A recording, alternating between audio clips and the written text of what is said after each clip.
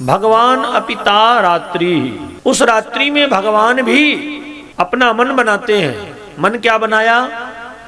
महारास रचाने का मन प्रभु ने बनाया है। शरद पूर्णिमा की दिव्य रात्रि है, आकाश में चंद्रमा अपनी चांदनी को बिखेर रहा था, पूरा वन जगमग जगमग हो रहा था। उसी समय श्याम सुंदर के मन में महारास रचाने का भाव प्रकट हुआ।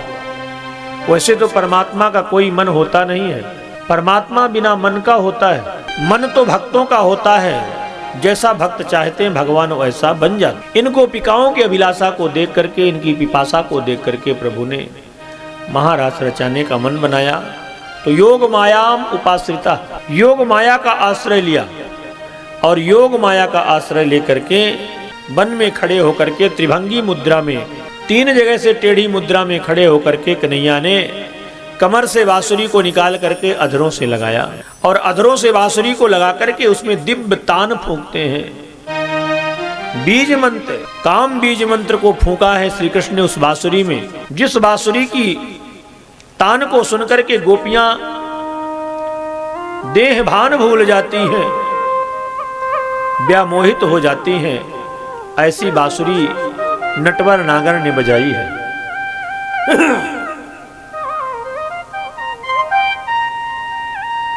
बंसी रूपी योग माया का आश्रय लेकर के कन्हैया ने वेणु निनाद किया। दृष्ट्वा कुमुद्वंतम अखंड मंडलम रमाननाभम नव कुंकुमारुणम वनम च तत्कोमल गोभिरंजितम जगौ कलम्बाम दृशाम मनोहरम। ऐसी मनमोहनी बांसुरी बजाई कि गोपियां दौड़ पड़ी श्री कृष्ण को पाने के लिए। निसम्य गीतम तदनंग वर्धनम ब्रजस्त्रिया कृष्ण गृहीत मानसा। गोपिकाओं के मन को प्रभु ने हरण कर लिया। केवल शरीर है ब्रज में, मन तो श्री कृष्ण से आके साक्षात्कार कर रहा है। अपने आप को गोपियां रोक नहीं पाई और घर द्वार छोड़ करके, बंधु बांधवों को छोड़ करके, पुत्र और परिवार को छोड़ करके श्री कृष्ण के सामने, श्री कृष्ण के पास, श्री कृष्ण से मिलने के लिए दौड़ लगा देती है। आजग मुरण्यो नमलक्षितोद्दमा सयत्रकांतो जवलोल कुंडला। जब गोपियां श्री कृष्ण से मिलने के लिए दौड़ रही थी तो बड़ी दिव्य सुंदरता उनकी हो रही है। सुखदेव जी महाराज कहते हैं, राजन, गोपियां एक दूसरे से बताती नहीं, चुपचाप जैसे बंसी सुनाई पड़ी तो गोपियों को लगा कि मेरा नाम लेके बुला रहे हैं। प्रत्येक गोपी को ऐसा लगता कि मेरा नाम लेके बुला रहे हैं और किसी से बताए बिना दौड़ लगा दिया है। जो जिस काम में गोपियां लगी थी उस काम को वहीं पर छोड़ दिया।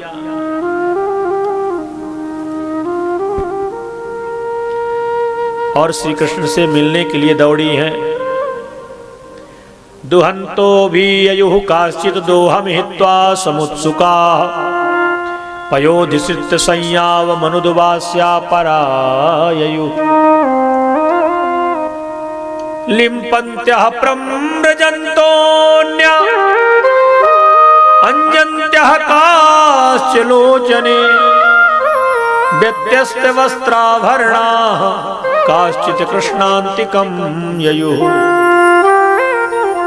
दुहंतो, कोई गोपी गाय दुह रही थी, गोदोहन कर रही थी, मटकी भर दूध दुह लिया है।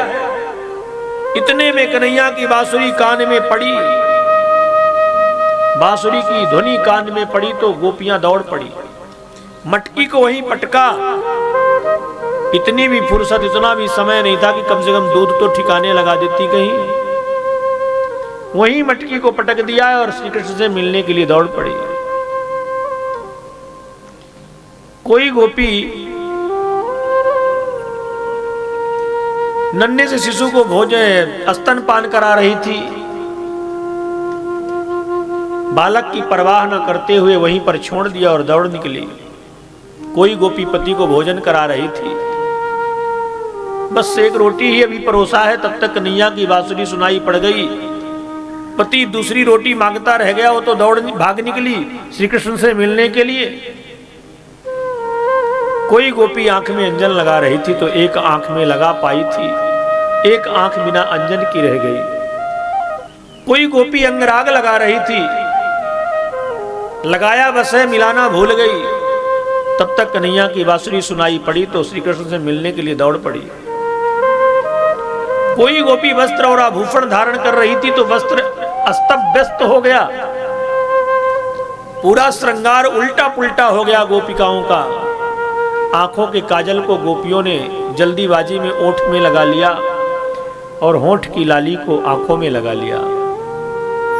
नाक की नथ को कान में पहन ली, कान की बाली को नाक में फंसा लिया और श्री कृष्ण से मिलने के लिए दौड़ पड़ती हैं। कुछ गोपियां ऐसी थी बेचारी जिनके घर में बड़ी सुरक्षा व्यवस्था थी, जिनको बाहर निकलने का मार्ग नहीं मिला, दरवाजे बंद थे, ताले लगे हुए थे। वो गोपियां करती क्या, अंतर्गृहगताः कश्चित गोप्यो लब्ध विनिर्गमाः कृष्णम तद भावना युक्ता दद्युर्मीलित लोचना। उन गोपियों ने अपने नेत्र को बंद किया और नेत्र को बंद करके वहीं पर भगवान श्री कृष्ण का साक्षात्कार कर लिया। दूस प्रेष्ठ विरह तीव्र ताप धुता सुभा ध्यान प्राप्ता च्युता श्लेषो निर्वत्या क्षीण मंगला। श्री कृष्ण से मिलने की विरहाग्नि इतनी प्रबल उत्पन्न हुई हृदय में कि उस विरहाग्नि में, श्री कृष्ण के विरह रूपी अग्नि में गोपियों के जितने भी शुभ अशुभ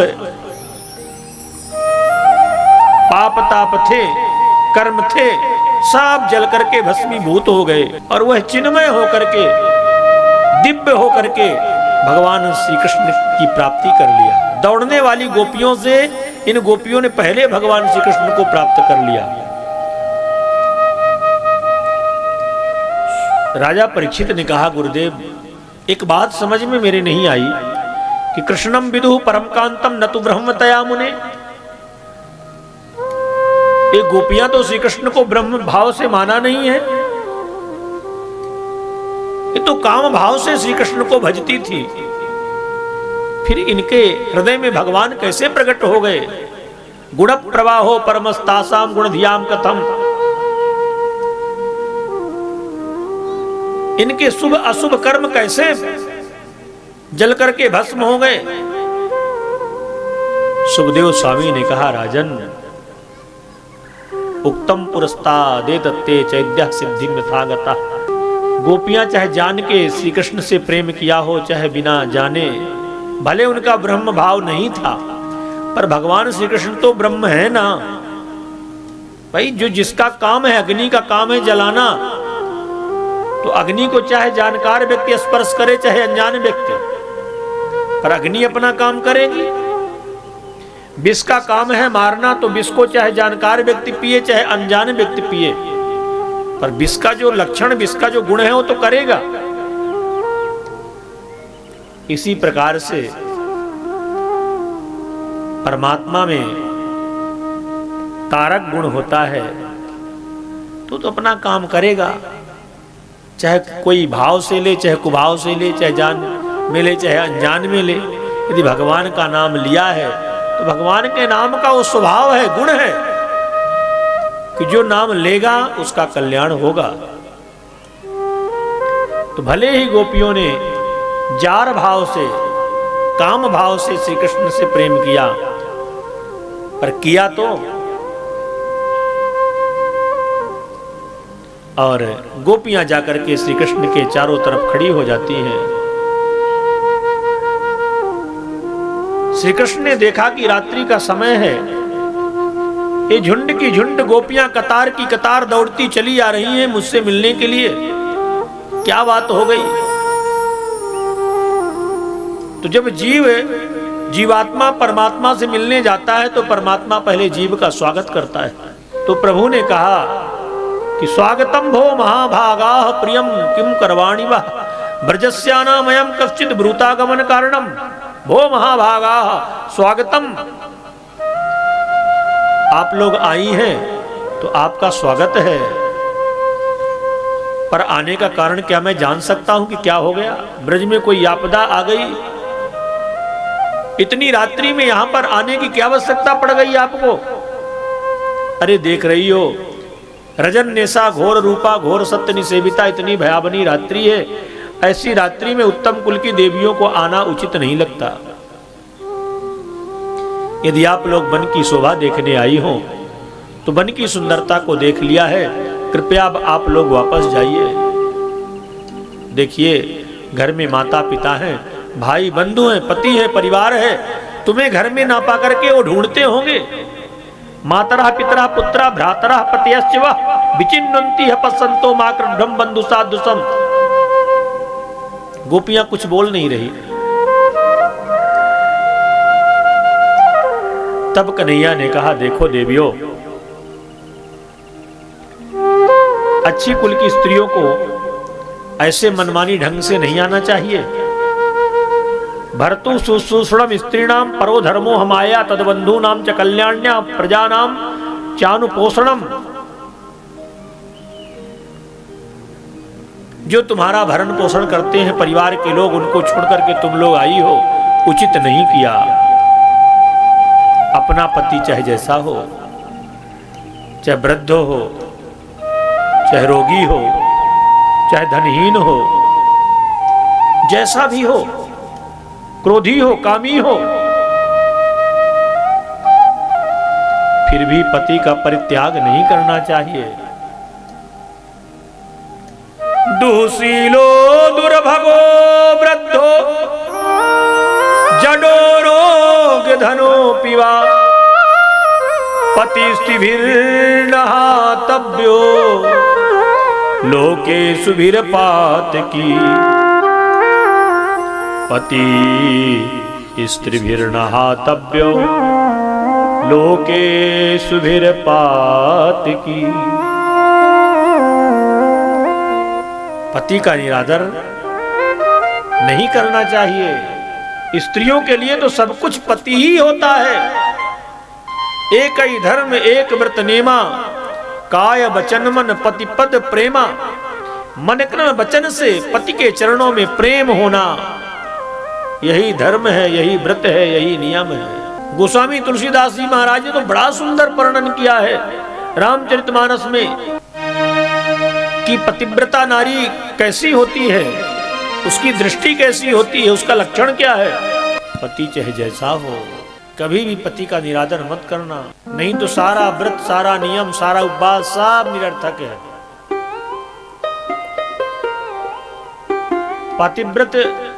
पतिव्रता नारी के लिए तो यहां तक कहा गया है कि पर पुरुष का दर्शन ही ना करे। और मान लो देखती भी है तो भ्राता पिता पुत्र निज जैसे।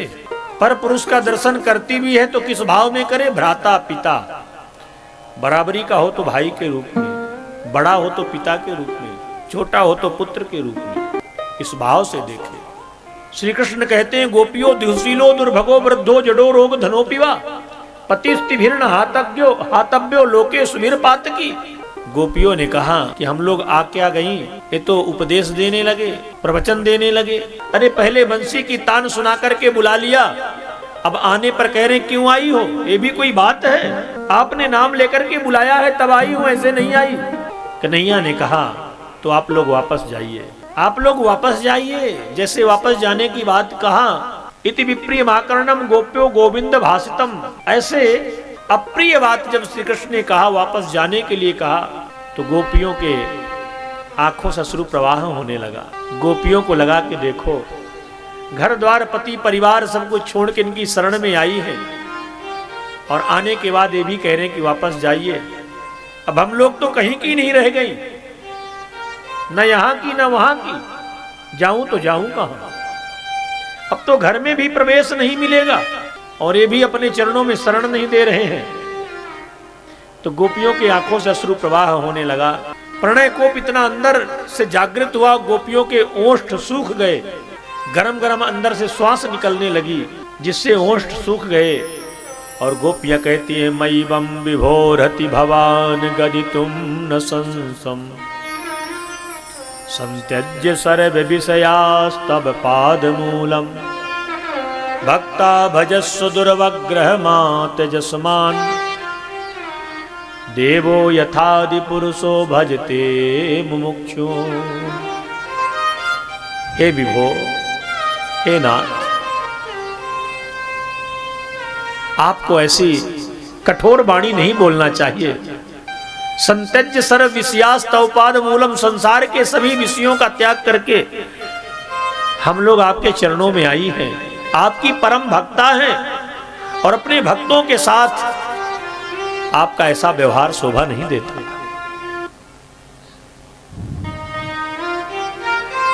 हमने तो सुना था कि आप अपने भक्तों का परित्याग नहीं करते हैं। जिन चरण कमलों को पाने के लिए बड़े बड़े योगी लोग तरसते रहते हैं, उन्हीं चरणों की रज को पाने के लिए तो हम लोग यहां आई हैं। हे प्रभु, आप प्रसन्न होइए और हमारे ऊपर कृपा करिए। हमारा हृदय आपके वियोग की विराग्नि से जला जा रहा है। एक काम है हमारे हृदय को जला रहा है। रक्ष अग्नि, एक कामाग्नि मेरे हृदय में धधक रही है। प्रभु, अपने चरण कमल मेरे हृदय में रख करके इसको शांत करिए। श्री कृष्ण ने कहा, नहीं नहीं देवियों, आप लोग वापस जाइए।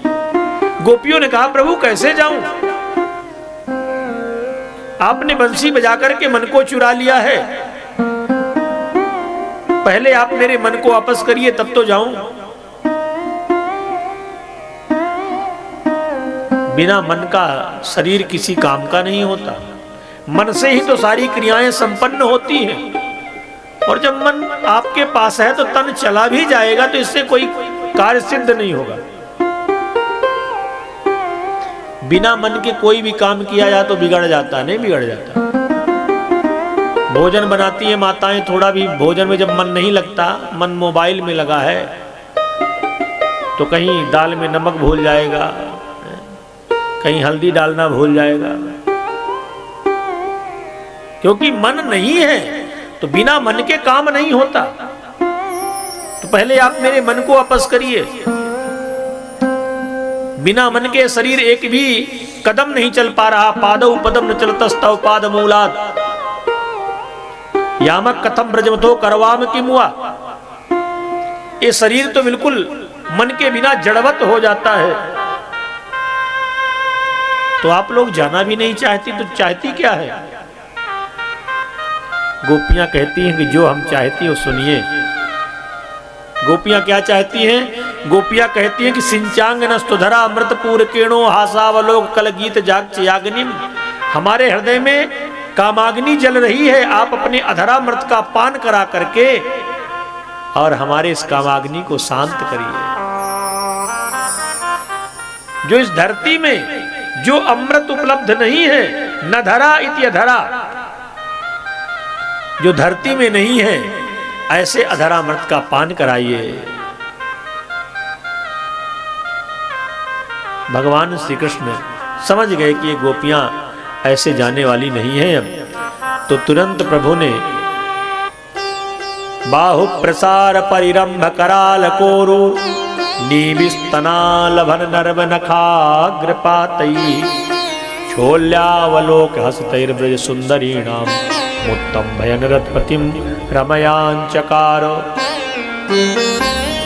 श्री कृष्ण ने मन में विचार किया कि अब इन गोपियों के साथ रास रचाना चाहिए। तो कामदेव को, रति के पति को प्रभु ने उत्तम भयन उल्टा लटका दिया ऊपर। काम आया था भगवान से युद्ध करने के लिए। काम ने जब देखा कि प्रभु की बांसुरी बज गई, गोपियों के साथ महारास रचाएंगे, अच्छा मौका, इसी बीच में हम भी अपना काम कर लेंगे।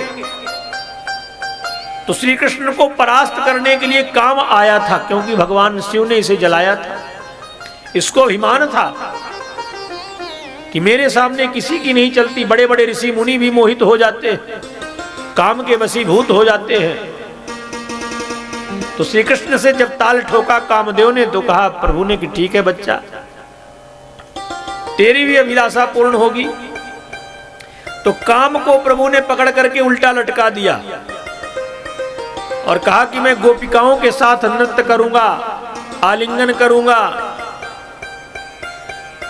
तुम अब जितनी तुम्हारे पास ताकत हो, जितनी कला हो, सारी कलाओं का प्रयोग कर लेना। जितने तुम्हारे पास बाण है हो,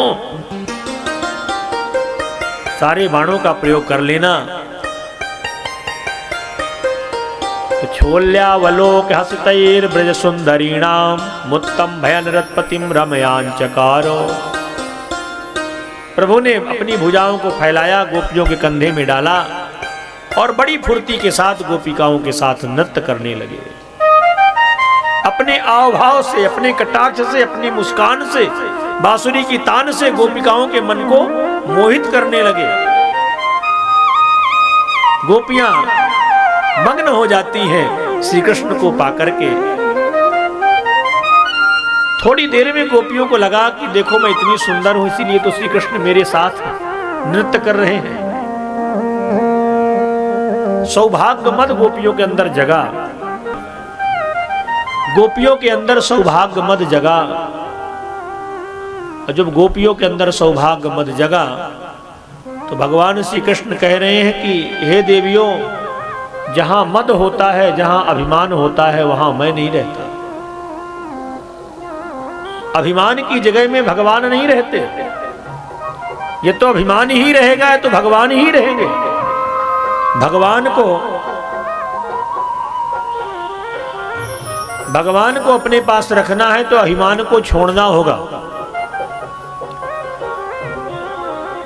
तो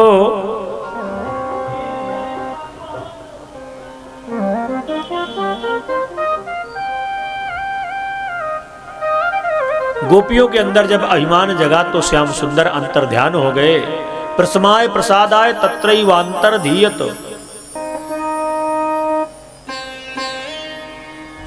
अंतर ध्यान हो गए श्री कृष्ण। अंतर्हिते भगवती सहसैव ब्रजांगना। अब जब श्री कृष्ण दिखाई देना बंद हो गया, श्री कृष्ण दिख नहीं रहे हैं, अंतर ध्यान हो गए, तो गोपियां छटपटा गईं। श्री कृष्ण को पाने के लिए गोपियां व्याकुल हो जाती हैं, इधर उधर दौड़ने लगी। कहां गए मेरे प्रभु, कहां गए मेरे प्राण प्रीतम, कहां गए। यही तो बात होती, जब तक वस्तु पास में रहती है तब तक उसकी कीमत नहीं समझते हम, और जब वही वस्तु हमसे दूर हो जाती है तो उसी को पाने के लिए हम व्याकुल हो जाते हैं। समय के रहते पहचानिए। इधर उधर गोपियां दौड़ने लगी, इससे उससे पूछने लगी, बहन तुमने देखा है? अरे बहन क्या तुमने देखा है? हे पीपल के वृक्ष क्या तुमने देखा है? हे बट के वृक्ष तुमने मेरे श्री कृष्ण को देखा है? हे जूही, हे चमेली, हे रातरानी, नाग पुन्नाग चंपकाहा, रामानुजो माननीना मितो दर्प हरिस्मिता। पर कोई नहीं बोल रहा, गोपियों के प्रश्नों का उत्तर कोई नहीं दे रहा। तब दौड़ी दौड़ी गोपियां तुलसी महारानी के पास जाती हैं। तुलसी महारानी के पास गई और कहा, कश्चित तुलसी कल्याणी। हे देवी, तुम भगवान श्री कृष्ण की प्रेयसी हो, क्या तुमने मेरे प्रभु को देखा है? तुम्हारे बिना तो मेरे ठाकुर जी एक मिनट नहीं रहते, एक सेकंड बिना तुलसी के नहीं रहते।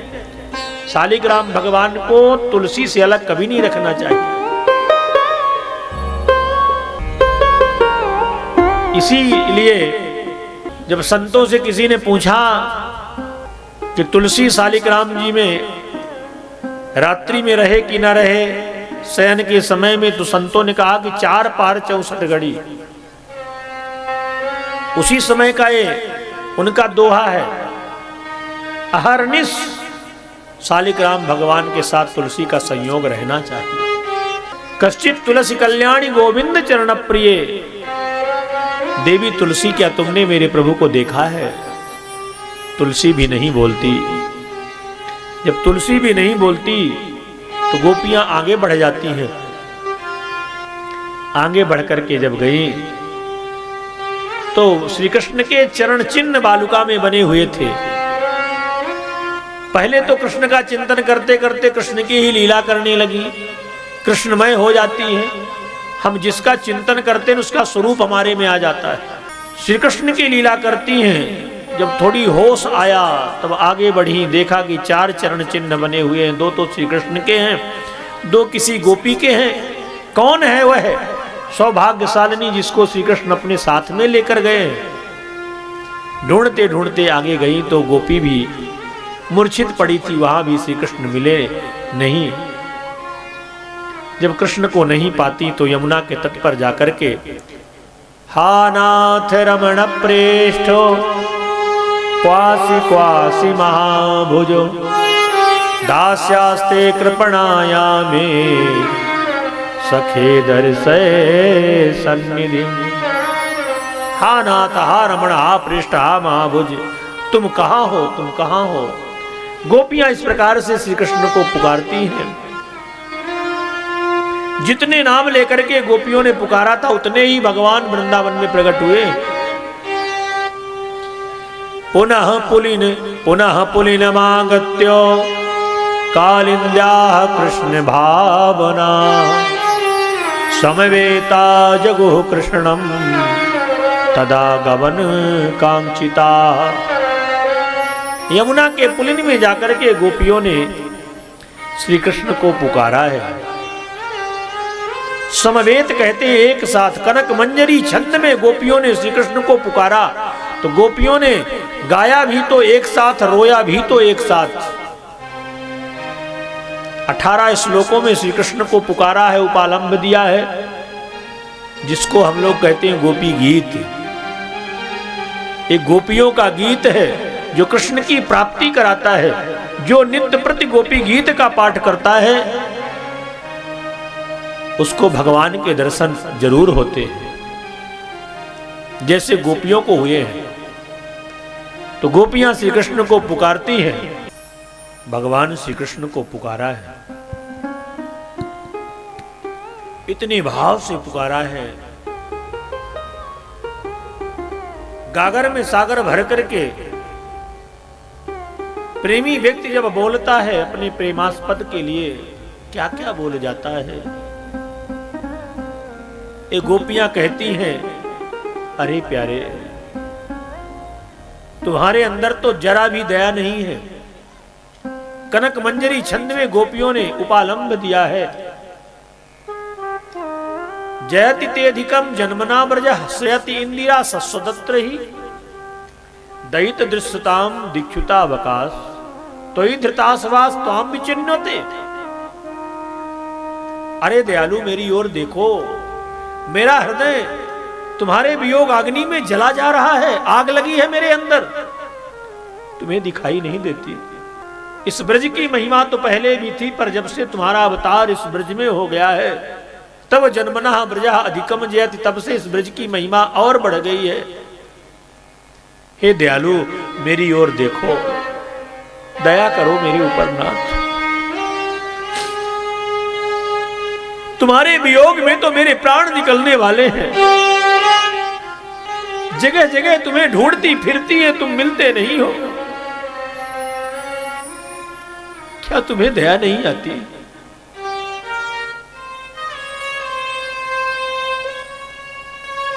हे नाथ, मैं तो तुम्हारी बिना मोल की दासी हूं। सुरत नाथ ते शुल्क दासी का वरद निघृतो नेह किम बधा। आप इस प्रकार का व्यवहार करके नेह वध का पाप आपको लगेगा। केवल शस्त्रों से मार देना ही पाप नहीं होता, प्रेम को तोड़ना भी पाप ही है। आपको नेह वध का पाप लगेगा। अरे कन्हैया, जब तुम्हें मारना ही था तो पहले बचाया क्यों? पहले ही मर जाने देते।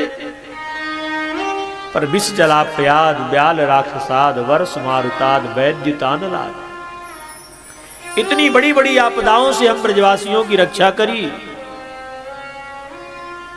काली दह के विषैले जल से हमारी रक्षा किया।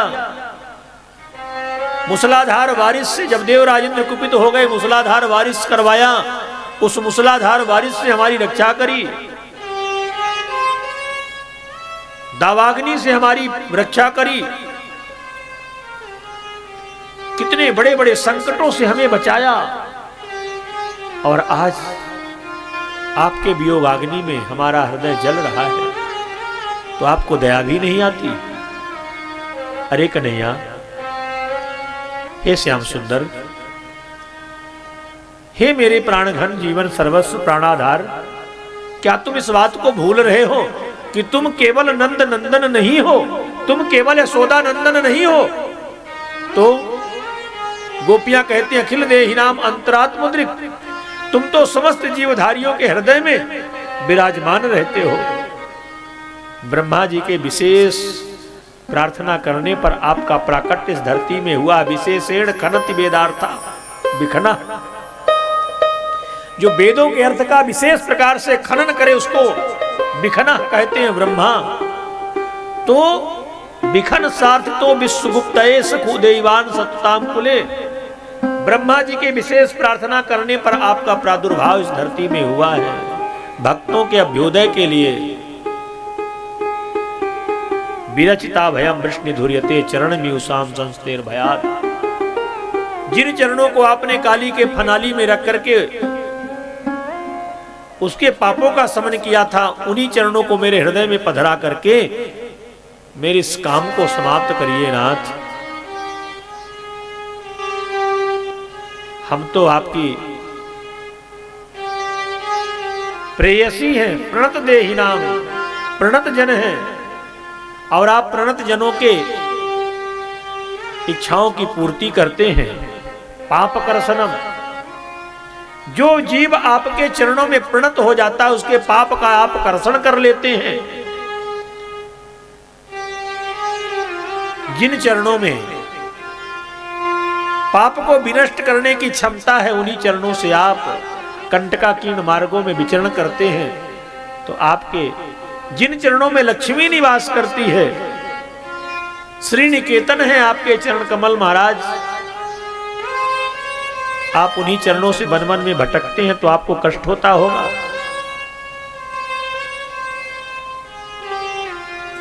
फणि फणार्पितम ते पदाम्बुजम तृणकुचेष्णा क्रंद्यक्षयम, उन्हीं चरणों को आप मेरे हृदय में पधराइए। आपकी वो चितवन मुझे याद आती है गोविंद। गुंगराली अलकावलियां हास भरी चितवन, कजरारे कजरारे गभुआरे नेत्र, मधुर यागीरा बल्ग वाक्या बुध मनोक्या पुष्करे क्षणों, विधि करीरमा वीर मुहे तीर धर सिंधुना प्याया सुना।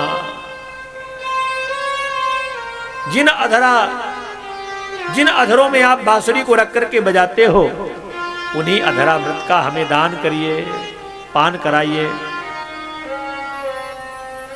हे नाथ, हमने तो सुना था कि तब कथा मृतम, मृत प्राणी के भी कान में यदि आपका नाम आपकी कथा पड़ जाए तो मृत प्राणी भी जी जाता है, उसको भी जीवन दान मिल जाता है। पर आज ऐसा नहीं लग रहा। आपके आज के व्यवहार को देख करके ऐसा लग रहा है कि जीवित प्राणी भी यदि आपकी कथा सुन ले तो जीते जी मर जाता है। तव कथा अमृतम तो थी, पर आज लग रहा कि तव कथा अमृतम है। तो फिर कवि लोग क्यों तुम्हारी झूठी प्रशंसा करते हैं? गोपियों ने कहा, तुमने कवियों को मुक्ति का लालच दे रखा है कि तुम लोग हमारा नाम गाओगे तो तुम्हें मुक्ति मिल जाएगी, उनके पाप धुल जाएंगे। इस लालच में कवि लोग कवया क्यों न जलपंथी, कवि लोग क्या क्या नहीं बोलते रहते। ये कवियों का तो पेशा है झूठी प्रशंसा करना। तो क्यों करती हो तुम लोग, क्यों सुनती हो मेरी कथा? तो गोपियां कहती हैं, श्रवण मंगलम, तुम्हारी कथा सुनने में तो बड़ी प्यारी लगती है, श्रवण मंगलम तो है, पर इसका परिणाम अच्छा नहीं होता। जिसने भी तेरी कथा सुना है वो दर दर का भिखारी बन गया है, घर द्वार छूट गया है उसका।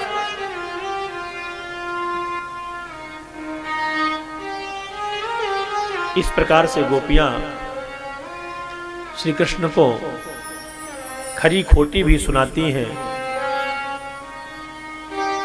हे नाथ, आप तो प्रणत कामदम है, प्रणता नाम कामम ददाति प्रणत कामदा, प्रणत जनों की कामनाओं को पूर्ण करने वाले हैं। पद्मजार्जितम, लक्ष्मी से आपके चरण कमल सेवित हैं। धरणि मंडलम ध्येय मापदी, जिन चरणों को डरते डरते योगी लोग ध्यान में धरते हैं, उन्हीं चरणों को आप मेरे हृदय में पधराइए। अरे कन्हैया, मैं तुम्हारी चालाकी समझ रही हूं, तुम बड़े छलिया हो, बड़े निर्मोही हो।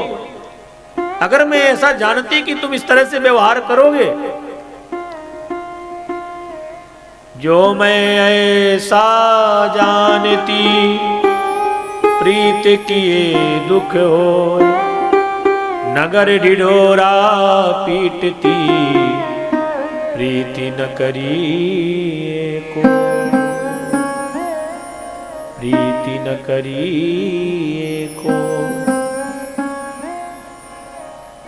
लकड़ी जल कोयला हुई, कोयला से हुई राख, मैं बिरहन ऐसी जली, न कोयला हुई न राख,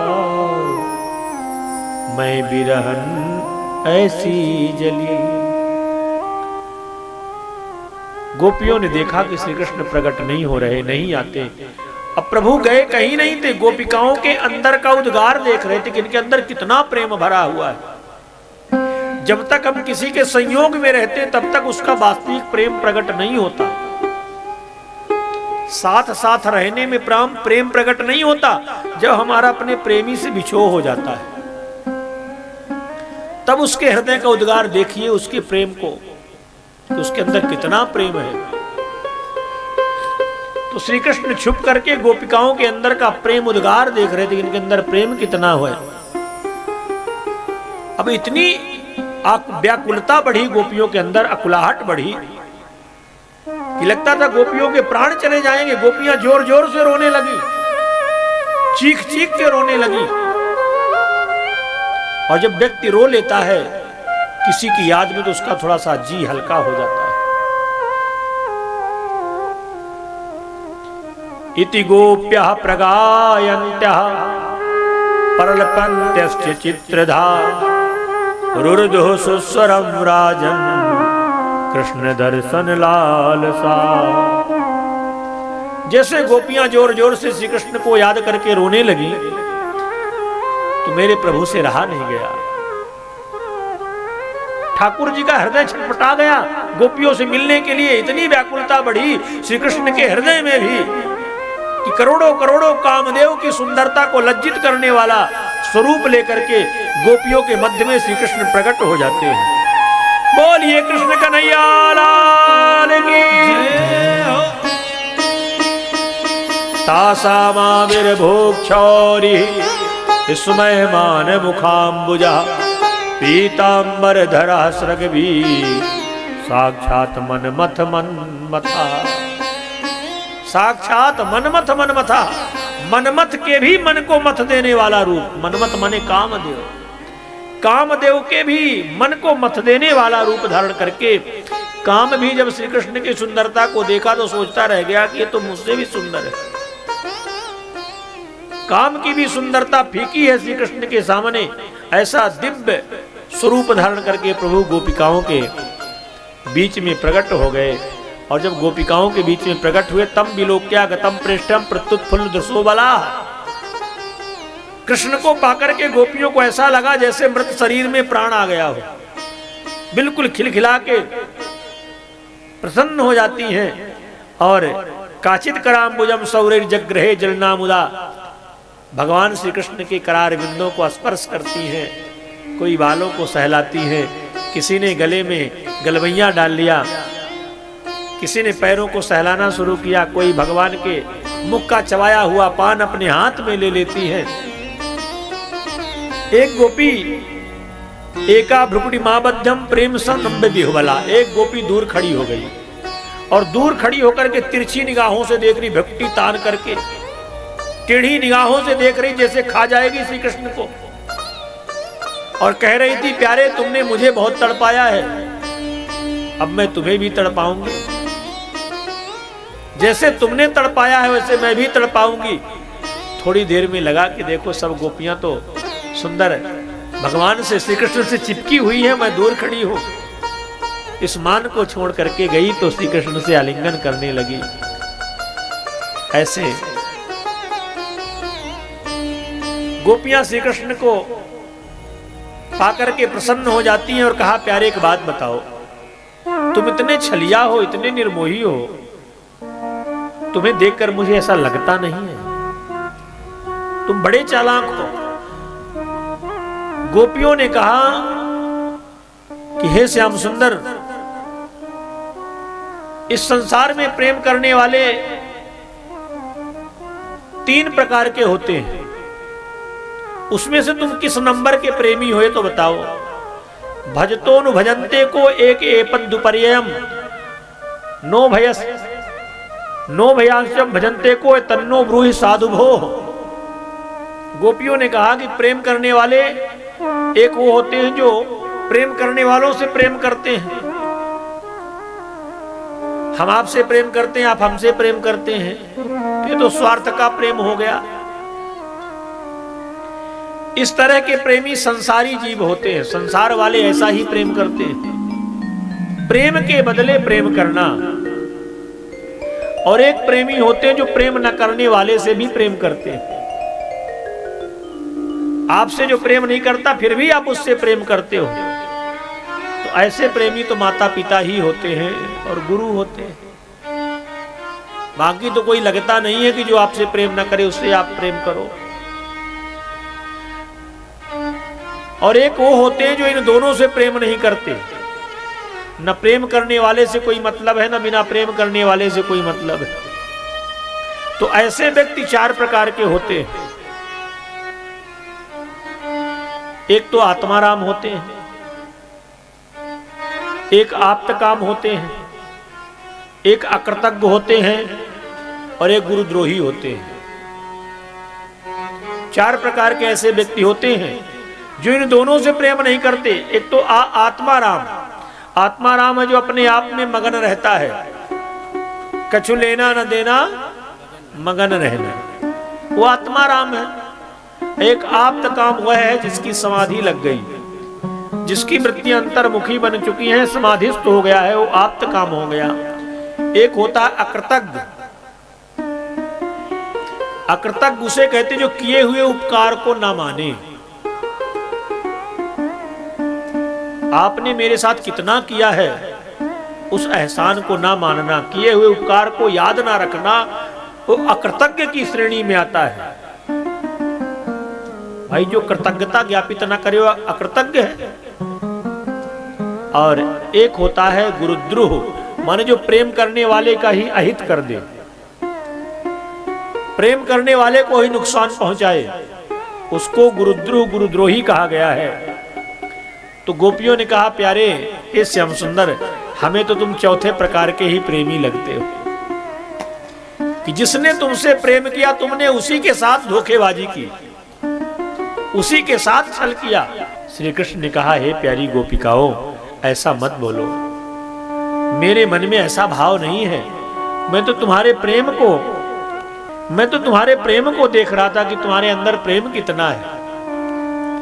और तुरंत प्रभु इत्थम भगवतो गोप्या श्रुत्वा वाचा सुपेसला, गोपिकाओं के विरह को देख करके गोपिकाओं के साथ महारास रचाने का मन बना ही लिया। हजारों गोपिकाएं हैं, सबके मध्य में श्री कृष्ण है, दिव्य रूप धारण किया है और गोपिकाओं के साथ भगवान महारास रचाते हैं। और ये जो महारास है ना, ये महारास है क्या? जिस महारास को श्री कृष्ण ने गोपियों के साथ किया है वो महारास क्या है? तो महारास है जीवात्मा और परमात्मा का विशुद्ध मिलन, इसी का नाम महारास है। जहां जीव और ईश्वर, जीव और परमात्मा मिलकर के एक हो जाए, इसी का नाम महारास है। भगवान श्री कृष्ण ने गोपियों के साथ महारास रचाया। तो ये महारास क्या है जो मैं बताने जा रहा था, कि जीवात्मा और परमात्मा का विशुद्ध मिलन ही महारास है। जहां देह और गेह की विस्मृति हो जाती है तब वो जीव महारास के लायक होता है, महारास में सम्मिलित होने। ध्याता, ध्यान और ध्येय, ये त्रिपुटी जीवन में जब नहीं रह जाती तभी उसको महारास में प्रवेश मिलता है। सबके हृदय में महारास होना चाहिए। इस भाव में चिंतन करिए कि हमारे भी हृदय में भगवान श्री कृष्ण महारास रचा रहे हैं और एक रूप से हम गोपी बनकर के उनके साथ नृत्य कर रहे हैं। यहाँ स्त्री पुरुष का भेद नहीं है। ये भी बात जान ले आप कि गोपी न कोई स्त्री है न कोई पुरुष है। गो माने इंद्रियां, पी माने पीना। इंद्रियों को गो कहा गया। गो गोचर जहां लग मन जाई, सो सब माया जाने हो भाई। तो गो माने इंद्रियां, पी माने पीना। जो अपनी इंद्रियों से कृष्ण रस का पान करे वही गोपी है, चाहे स्त्री हो चाहे पुरुष हो।